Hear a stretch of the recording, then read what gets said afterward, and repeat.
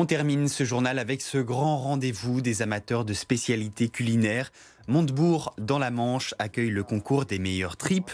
8e concours des tripes et pieds de porc, pour être précis, qui avait lieu ce vendredi. C'est aujourd'hui, dimanche, que les prix sont remis. Événement organisé par la confrérie Cassine des Chevaliers de Saint-Jacques. On se rend chez le maître artisan de Brie avec Timothée Boudet.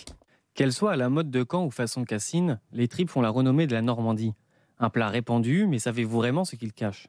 La tripe de bœuf, c'est l'estomac de bœuf, le bonnet, la caillette, le feuillet et la panse. Avec le pied de bœuf que l'on met à cuire tout ensemble, ce qui nous donne, au bout d'une vingtaine d'heures de cuisson, le plat comme ça qui sort de la marmite chaud tout à l'heure et qui nous donne des blocs de tripes comme ceux qui sont présentés ici. Pour Jean-François de Brie, le secret d'une tripe bien réussie se trouve dans sa préparation, où rien n'est laissé au hasard. Bonne tripe, faut avoir un bon produit au départ. Si on veut une tripe un petit peu sucrée, on met plus de carottes pour avoir le sucre de la carotte dedans.